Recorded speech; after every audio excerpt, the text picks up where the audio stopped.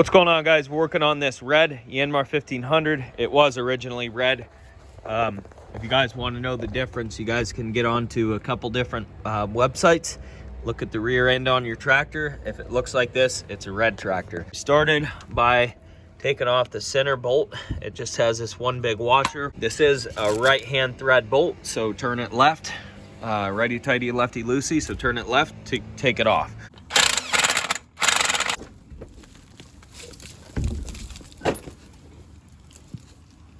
All right, guys, so the bearing that we're going to be replacing is inside this flange here.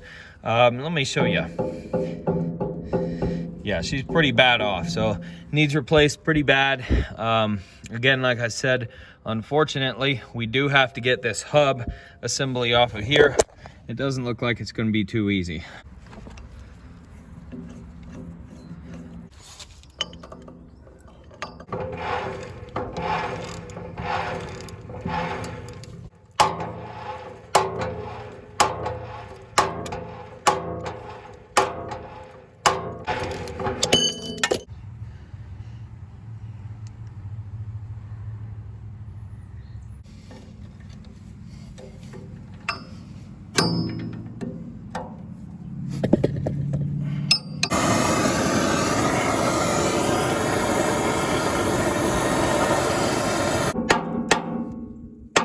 Go.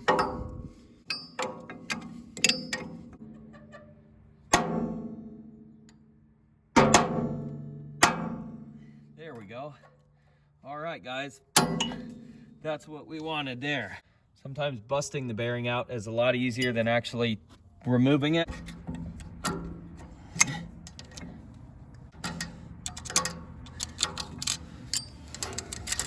On the inside of the transmission, basically this axle has a gear and a bearing and all kinds of stuff, and it's all bolted together, so you can't just pull the axle out. And that's my bad for thinking that. I grew up around four-wheelers and things like that where you could just pop the whole axle out. Normally it just has like a rope ring and splines and it just pops out. So that's not the case. The whole axle won't just pop out of there. So in this case, unfortunately, we're not going to be able to do this the easy way. We're going to have to pull this off with a gear puller. All right, guys, so we're finally making some progress. Hopefully you guys can see that this thing has slid over. I can now see the splines here and the collar is loose. It's a spacer. When you put the nut on there, everything gets pinched together. So this is a great sign. You guys can see basically this gap right here is all the progress we have made. So let me show you guys what I've been doing here. So I have a smaller puller.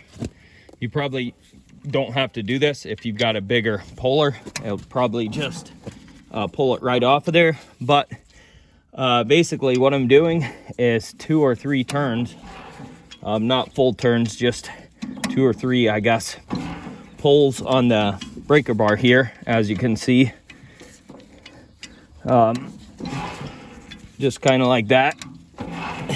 And then what I'm doing is I'll come back here once I feel this tighten up, and I'll just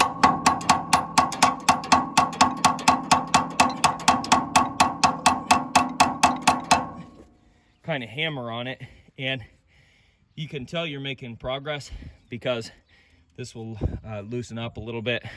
It's not going to be like real loose or anything, but when you put your breaker bar on there and turn it, it's going to be not as hard to turn, basically. So that's the technique I'm using. Seems to be working. So I'm going to get this hub off of here. Here we go. All right. Still pretty warm. But that's it, guys. Whew. It came off of there, but not without a hard-fought battle, as you guys can see there. Whew, man, but it's off.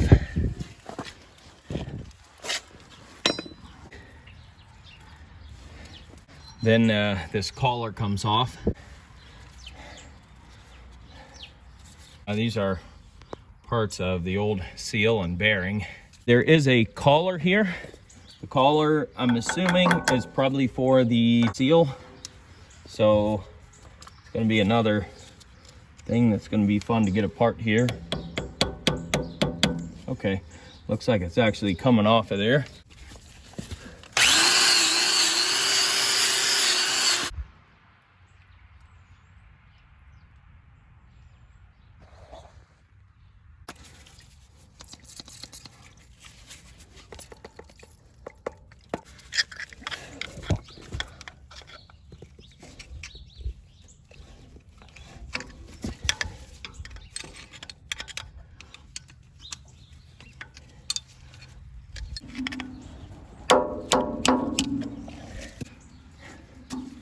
There we go.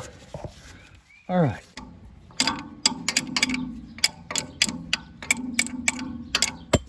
This right here is a perfect example as to why these tractors survive for so long. They built stuff to last back then. So this right here basically is a sleeve, and what this does is it stays stationary on the shaft of the tractor. It doesn't move, it moves with the shaft.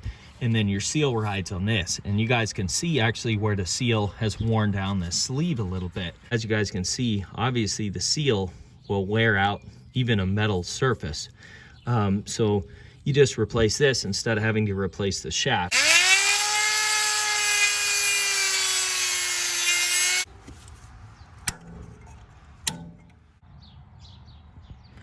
Hopefully you guys can see that crack right there. So what that allows us to do is pull this thing off here so much easier.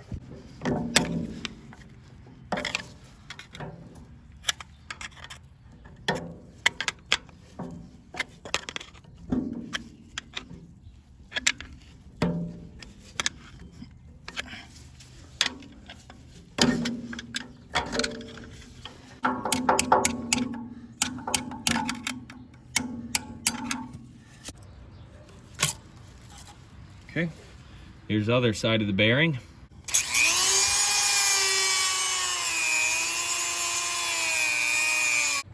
All right, guys, so here's the idea. So each one of these slits is a cut, and this is a freshly chipped off piece, so that's why it looks like it's light gray there.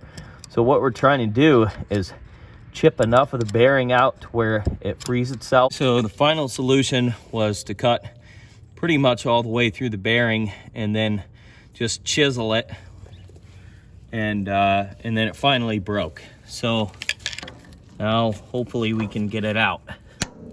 There we go. Pull it out of one side. There we go.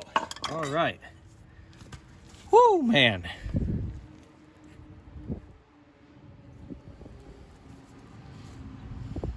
That was a pain in the butt. Guys, if you're finding this video useful, don't forget to go down to the description box below. We're gonna have lots of other videos like this linked down there.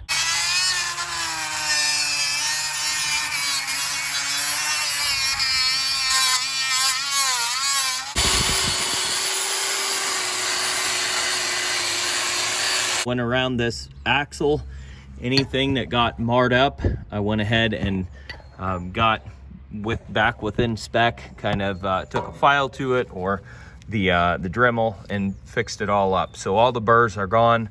One of the last things we're gonna do here is I have a tap for these 4 bolt holes, 10 millimeter, 150. So I don't know if you guys are gonna be able to see that or not. Probably not. Thread tapper here. Last thing we're gonna do here is put a quick coat of paint on this.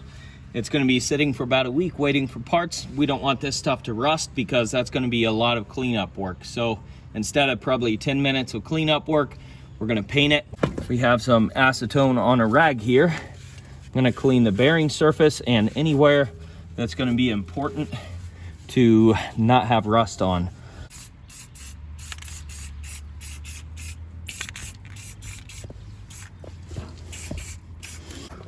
All right, that should take care of it. Okay, so now we can get the seal out of this outer cover. Okay. come out pretty easy. As you can see, we're metric here. Obviously, the whole tractor is metric. Now, of course, these bearings are broke, but as you can see, you can't really even see the fracture line. So we're going to measure both the bearing and the surface that it goes on to confirm. But 44.63. Let's go out to the tractor. So obviously this is going to be your inner diameter. Looks like about 45. It's 44.95 or so. So that was your inner diameter. So that's the inside of the inner race or the axle shaft size. Now let's go ahead and measure the bearing, the outer race.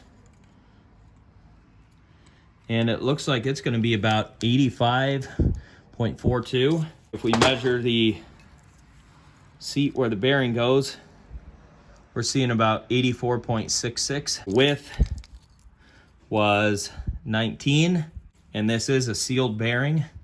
And then the seal, which is separate from the bearing, is going to be 9 millimeters wide, roughly 74 millimeters in diameter. And reconfirm that measurement on the inside here. We're going to get about the same thing, about 75 millimeters. Inside diameter, as you guys can see, is shot. So we're gonna go off this collar that seal rides on. Looks like about 55.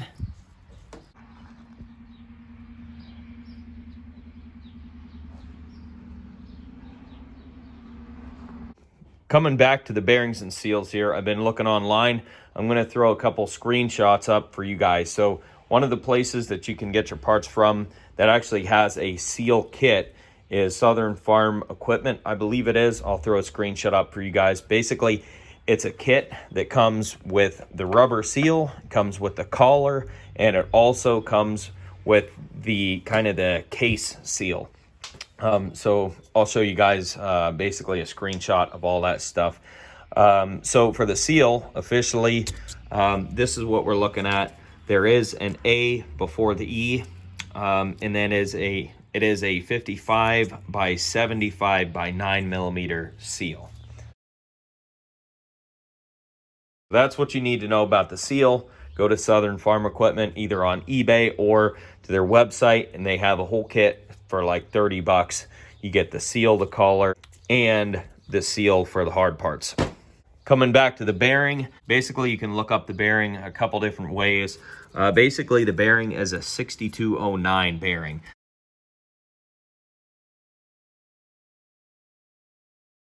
So these other letters here basically are for the brand. They might have something to do with the seal. I'm not really 100% sure, but basically you just need to know this 6209 number to look for a bearing. So the bearing size officially is 45, 85, 19. It is a sealed bearing. And then if you want to go a different route, like I said, you got to know the 6209. But if you want an FAG bearing, which is cheaper than looking up this bearing, but this is probably just as good. It's an FAG. It's a pretty big bearing company. Type in 6209 2RSR, and that will get you a FAG bearing. I found one on eBay for pretty cheap for like 20 bucks. So that's not a bad route to go compared to they want 50 for this bearing here. Gosh, guys, as you can see, it takes a ton of work to put one of these videos together. If you guys are finding the video useful or helpful, don't forget to hit that subscribe button. It helps me out, and it will also help you guys out because we're gonna have lots more videos like this coming on down the pipeline. Some of my lug bolts aren't wanting to go in, and obviously we beat on the hub a little bit, so mushroomed the holes. So those need tapped, and also I think I'm gonna run a die over these. But I just wanted to go over really quickly how you figure out what size these are, and basically just go over the size. So the lug bolts are 16 by 2.0 millimeters. So let me show you guys how to measure this. So you can see we're reading in the high 15s, so it's a 16 millimeter, and you're going off the threads, not in between the threads. If you go in between the threads, it's gonna throw your measurement way off. This is not a 14 millimeter bolt. This is a 16 millimeter. And then the 2.0 is the thread pitch. So as you guys can hopefully see there, 2.0. So that's your lug bolts. I'm also gonna tap. I don't think I need to run a die down this bolt, but I am gonna tap the threads for this as well. And this bolt here happens to be a 16 by 1.5 thread pitch, so 16 millimeter diameter, and then 1.5 thread pitch. So there you guys go. That's about as close as I can get it there. So there you go. Just in case you guys were needing or wanting to tap and die your lug bolts or your center hub bolt. So we're gonna tap the holes out on the hub. M16 by 2.0.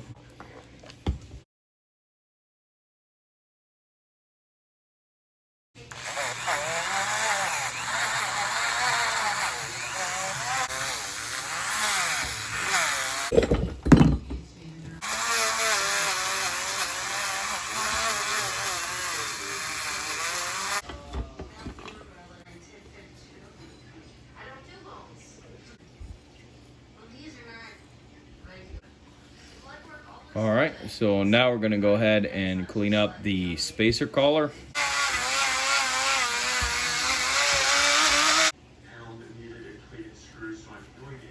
So now we're gonna go ahead and clean up this outer bearing cover casting kind of thing.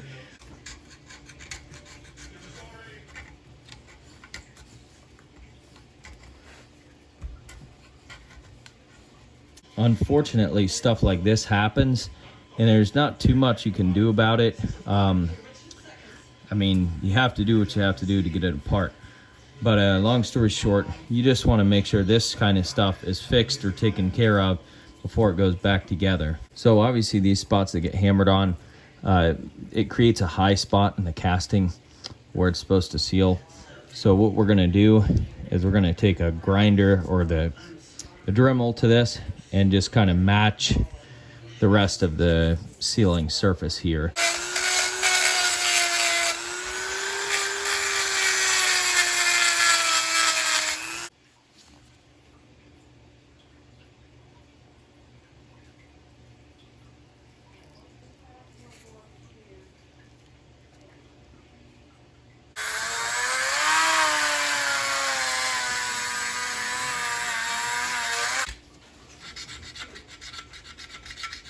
I'm gonna wipe everything down with acetone.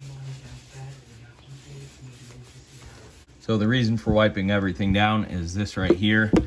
I use this stuff on things that have had rust on them. All this does basically is it just cures rust. So you're taking something that is going to expand and you're kind of stopping the expansion of rust basically. So hopefully, you know, 20 years down the road when the next person has to take this off, or when I take it off again, it should come apart a lot easier because that rust isn't going to be expanding. It's going to be stopped by this. So that's the whole point of this. We're just kind of trying to preserve parts and make it easier to come apart the next time this job has to be done.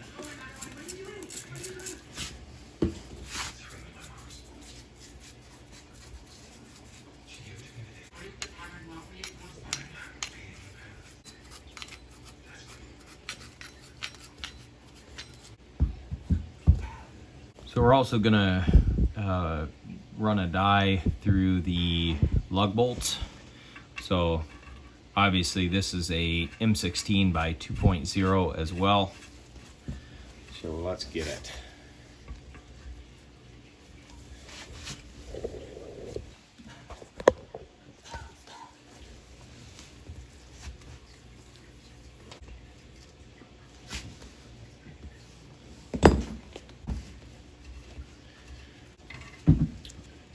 Right. That looks a lot better. So I'm going to run all 6 of these bolts through here. I don't think you guys need to see all that.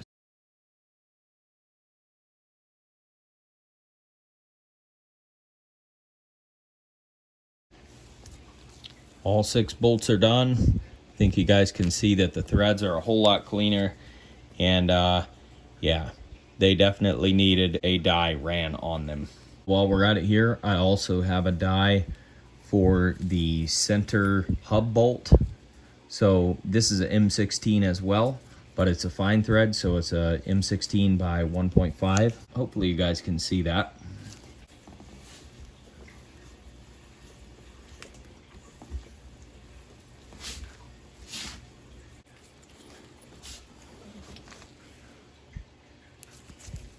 And same thing, we took a little bit of metal off, but as to be expected with anything that's this old.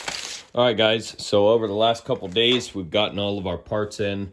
So today's the day that we put it back together. We got an FAG bearing. It's a 6209. All this stuff came as a kit from Southern Farm Equipment. So you get the axle collar. So this was the part that was kind of worn out. It's kind of a weird, funky, just like a steel collar on the outside, and then kind of like a rubber seal almost on the inside. And by the way, this is your axle seal part number here. You get the seal, which you can see the size there, 55, 75, 9. So again, all this stuff will be in the description box below. So if you miss it here, just click on that description box. It'll all be down there. All right, so this is the seal. It looks pretty good. You also get the gasket. So here is your gasket here. You can see it's a axle seal gasket. And I'm not sure if that's the number for it, the part number, but I will check. And again, it'll be in the description box below for you guys. All right, so we also have all of our parts that we cleaned up last night. As you guys can see, when this stuff cures, it turns into kind of like a white film. And like I said, it's just kind of taking care of the rust. We have all of our parts and hardware gathered up. So let's get this thing put together. Oh yeah. The first thing to go on here is going to be the bearing. I'm going to put some grease on the shaft here. And on goes the bearing.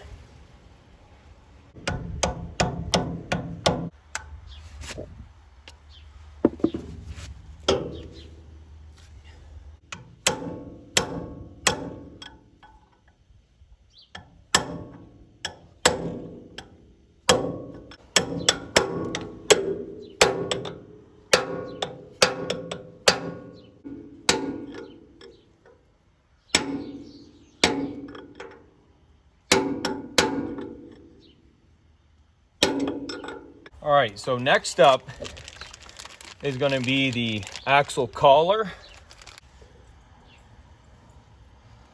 All right, cool. And obviously, you guys should already know which way the seal goes. Basically, this is the outside of your part. The seal should go in there like this, obviously from the backside inward. Just going to run some grease around it. Put some grease in the lip of the seal, just like so. Okay, and then again, the part is facing down, so the seal is facing down.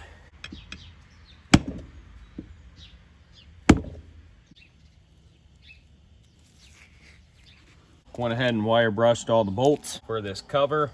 So now we're gonna clean up the surfaces. Then we'll do this one. So it's going to be easier to go ahead and pull this collar out. So that's what I did. The seal is not wanting to go over the collar. So I'm going to kind of do it this way.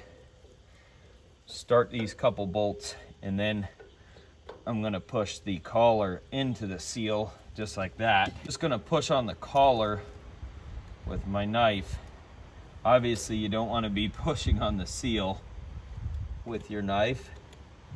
So just keep that in mind.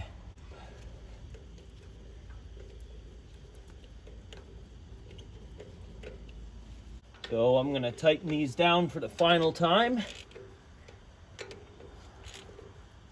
So one of the last things we're going to do here is actually tap the threads that are in the end of the shaft. M16 by 1.5. I guess it's just a little bit tight.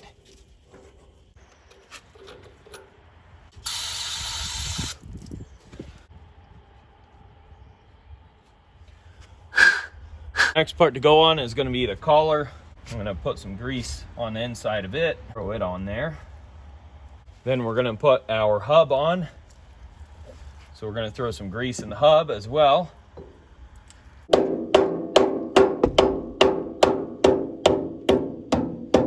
Now, there's a whole bunch of grease that came off of the splines, and that's fine. I'm just going to leave that on there. Next thing we're going to do is grease up our bolt, center hub bolt. Put the lock washer on it. We have the big washer, of course. Okay. And then here it goes.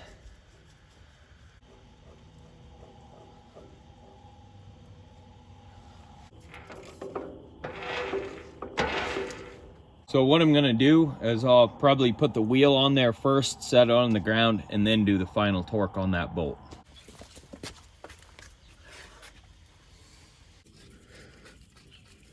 Wow. Definitely takes a little bit of extra time to tap and die all of these lug bolts and the hub, but the satisfaction that you get from being able to just hand thread these bolts in is awesome. All right, guys, so I did some checking online about the torque on these bolts, and these are all M16 bolts. So I'll throw the chart up on the screen for you guys. Basically, what it's saying is a fine thread M16 that's a low-grade bolt should be torqued around 150 foot-pounds.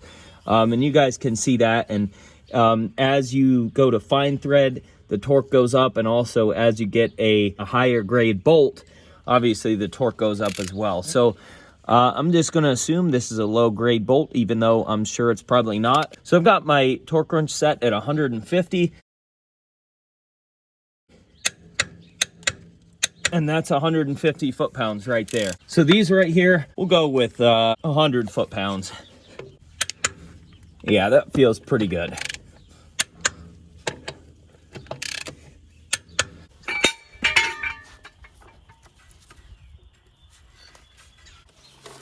That's going to be it for this one, guys. If you found the video helpful or useful in any way, don't forget to rate, comment, and subscribe. Check out that description box below for more videos like this, and we'll catch you guys on the next video.